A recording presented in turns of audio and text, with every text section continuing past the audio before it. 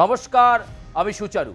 আর আজকের প্রতিবেদনে আপনাদেরকে স্বাগত জানাই। আর আজকের প্রতিবেদন, গোটা প্রতিবেদনটায় অবশ্যই আপনাদেরকে চোখ রাখতে হবে। রাজ্যের মুখ্যমন্ত্রী শুভেন্দু অধিকারী পাক সার্কাসে গিয়ে বলেছিলেন কয়েকদিন আগে, আইনের শাসন প্রতিষ্ঠা করতে হবে, দুর্নীতিমুক্ত স্বচ্ছ সরকার চলবে, আর এই সমাজ হবে দুর্নীতিমুক্ত, হবে গুন্ডামুক্ত। আর তাই গুন্ডা দমনে একটার পর একটা পদক্ষেপ নিচ্ছে পুলিশ। কলকাতা থেকে জেলা, জেলা থেকে রাজ্যের কোনায় কোনায় সর্বত্র এক ছবি এখন, গুন্ডা দমন করো। এলাকায় নিজেদেরকে যারা দাবাং বলে দাবি করত, নিজেদেরকে যারা ডন বলে দাবি করত, সেই দাবাং ডনদের দিন এখন শেষ। কারণ পুলিশ অ্যাকশন মোডে।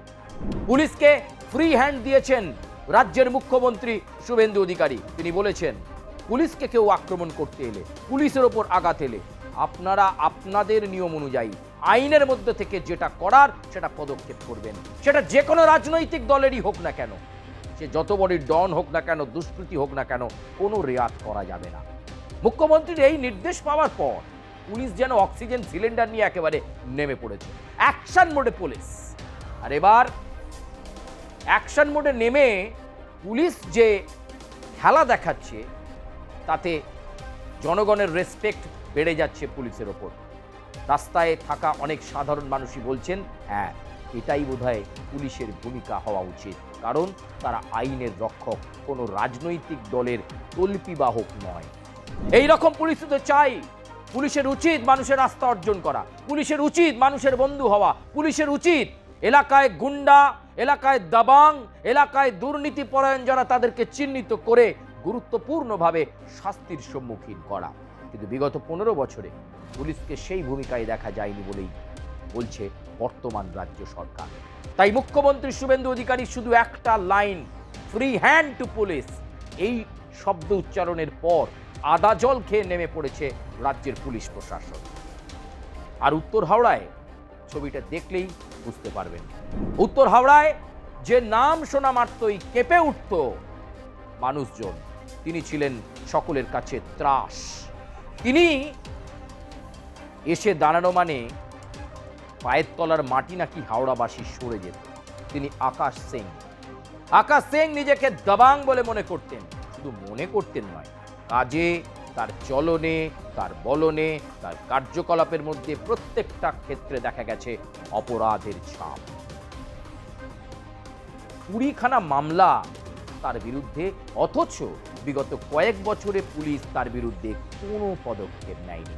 তবে রাজ্যে রাজনৈতিক পালা বদলের পরেই অ্যাকশন মোডে পুলিশ। তার মানে পুলিশের কাছেও তালিকাটা রেডি ছিল। পালা বদল হতেই পুলিশ সেই তালিকা থেকে ঝালিয়ে নিয়ে টপ নাম্বার 1 নোটোরিয়াস ক্রিমিনালের লিস্টে পেয়ে গেল আকাশ সিংকে। শুরু হলো আকাশ সিং কোথায়। কয়েকদিন ধরে চোরাগোপ্তা অভিযান, 20টা বোমা নিক্ষেপের মামলা ছিল তার বিরুদ্ধে। বোমাবাজির ঘটনা। বোমাবাজি মানে এলাকার মানুষকে ভয় দেখানো, এলাকার মানুষকে ত্রস্ত পরিস্থিতির মধ্যে নিয়ে চলে যাওয়া। একেবারেই তাই, সন্ত্রাসের পরিবেশ তৈরি করা, এটাই ছিল আকাশ সিং এর কাজ। শুধু তাই নয়, কর্তব্যরত পুলিশ কর্মীকে জানে মেরে দেওয়ার চেষ্টা করেছিলেন আকাশ সিং। একবার নয়, একাধিকবার এই কাজ করেছিলেন আকাশ। নিজের হুলিয়া এমন রেখেছিলেন, মোটা লম্বা গোঁফ, চুল আবার বাহারি, মানে দেখেই ডরাবে আর কি, দেখেই ভয় লাগবে, এরকম একটা ব্যাপার। এরকম একটা মুডে নিজেকে নিয়ে চলতেন আকাশ সিং। 13ই মে হাওড়া সিটি পুলিশের গোয়েন্দা বিভাগ আকাশকে গ্রেপ্তার করে। গ্রেপ্তার করে তাকে রাস্তা দিয়েই হাঁটাতে হাঁটাতে নিয়ে যায়। সাধারণ মানুষ সেদিন অনেকেই বলেছেন, ঠিক হয়েছে, ঠিক হয়েছে। অনেক মানুষের ওপর অত্যাচার করেছে এই আকাশ সিং। আইনের ঊর্ধ্বে কেউ নয়, সেটা বোঝাতেই আকাশকে নিয়ে সেদিন পুলিশ টানতে টানতে নিয়ে গিয়েছিল। আগে দেখুন আকাশ ধরা পড়ার পর তার প্রতিক্রিয়া কি ছিল, তিনি কেন ধরা পড়েছেন, কি বলছেন। হাওড়া সেই ডন এখন কোন গর্তে ঢুকে গেল। আগে দেখুন আকাশ সিংয়ের সেই এক্সপ্রেশনস, সেই প্রতিক্রিয়া।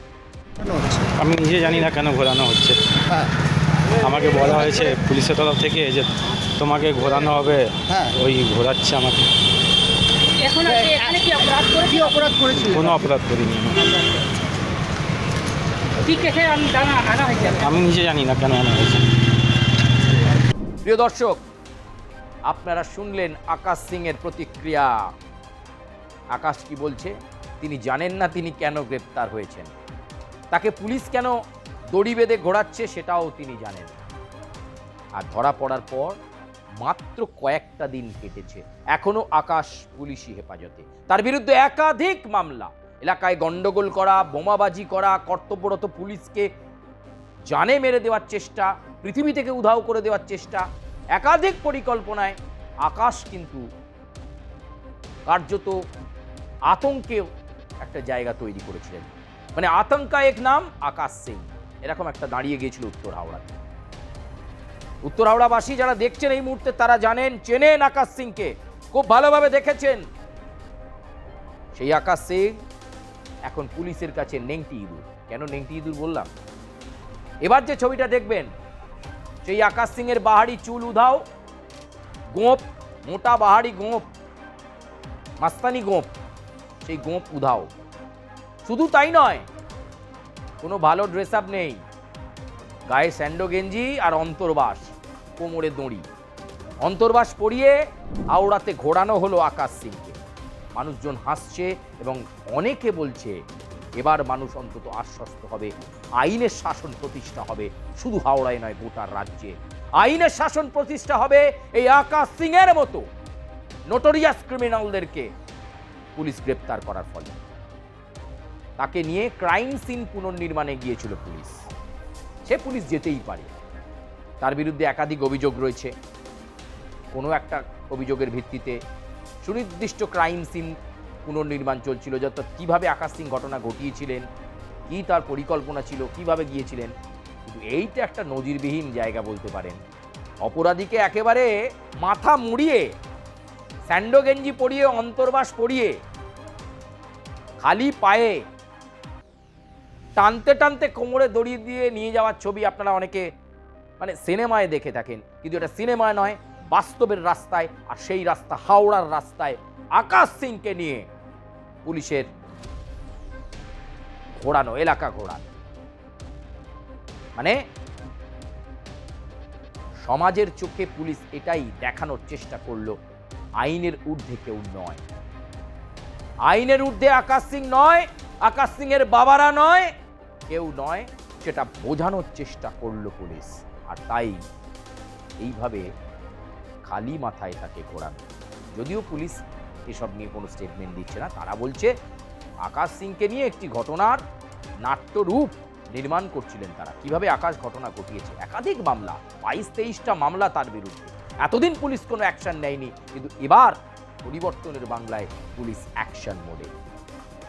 আজকে দাবাং আকাশ হয়ে গেছে নেংটি ইঁদুর, আর সেদিনে সেই নিশ্চুপ থাকা পুলিশ হয়ে গেছে দাবাং। ছবিটা তো তাই বলে বস। আর শুধু আকাশ সিং নয়, এবার চলে যাবেন হাওড়ার আর এক প্রান্তের ছবিতে চলে যান। ইনি আবার সিভিক ভলেন্টিয়ার, বিরাট ব্যাপার। ওই মায়ের চেয়ে মাসির দরদের কথা আপনারা শুনেছেন, তিনি আবার সাঁকড়াইলের সিভিক ভলেন্টিয়ার। বিরাট নাকি তার টাকাবুকো ব্যাপার, তার মাথায় কারোর হাত টাত আছে নাকি, এখনকার হাত পড়বে আমি জানি না। কথাই আছে পুলিশ ছুলে কত ঘা, সেটাও আমি ঠিক জানি না। সাহিল নিজেকে দাবাং সিভিক ভলেন্টিয়ার দাবি করতে, একাধিক ক্ষেত্রে তার বিরুদ্ধে তোলাবাজির অভিযোগ। তোলা তুলছিলেন কোনো প্রভাবশালীর কথাকে সামনে রেখে। নিশ্চয়ই কোনো প্রভাবশালী তাকে আশ্রয় প্রশ্রয় দিয়েছিল, কোনো প্রভাবশালীর আশ্রয় প্রশ্রয়েই বেড়ে উঠেছিলেন এই সাহিলরা।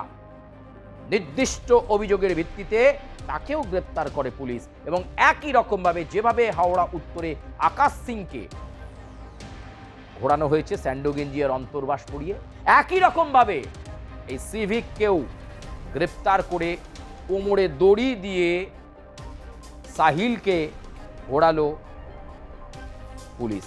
সাঁকড়াইলের বেলতলাতে সাঁকরাইলের বেলতলাতে ঘোরানো হলো সাহিলকে।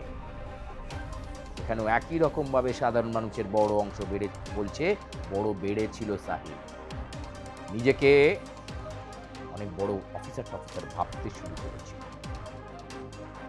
রেড তোলাবাজিতে হাত জস ছিল সাহিলের, পুলিশ এখানেই তদন্ত থামাচ্ছে না। পুলিশ বলছে এই সাহিলের পেছনে আরো অনেকের হাত আছে, আরো অনেক দাবাং আছে যারা আইনের ঊর্ধ্বে, তাদেরকে এবার ধরার সময় এসেছে।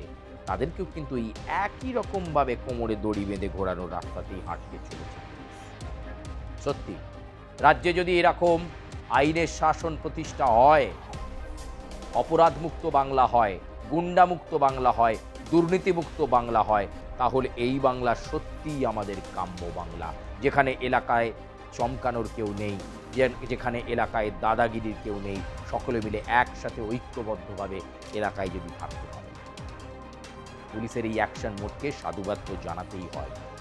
আর এই যে দুর্দান্ত ছবি, স্যান্ডো আর অন্তর্বাস পরিয়ে কোমরের দড়ি বেঁধে ঘোরানো, আকাশকে ঘোরানো হলো হাওড়ার এক প্রান্তে, আর সাহিলকে ঘোরানো হলো সাঁকরাইলের বেলতলা।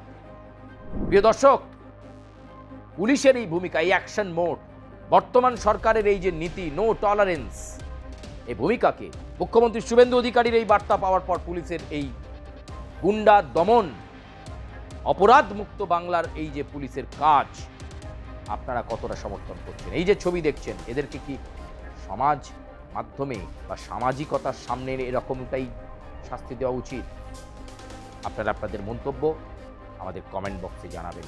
লাইক করবেন, সাবস্ক্রাইব করবেন, বেল আইকনে প্রেস করতে ভুলবেন না। আরও কোনায় কোনায় থাকা এরকম বহু দাবাং গুন্ডাদের খবর, যারা রাতের অন্ধকারে নেংটি ইঁদুর হয়ে গেলেন, তাদের খবর আপনাদের কাছে আমরা অবশ্যই দেব। আপাতত ধন্যবাদ, বিদায় নিচ্ছি, দেখা হচ্ছে পরবর্তী প্রতিবেদন।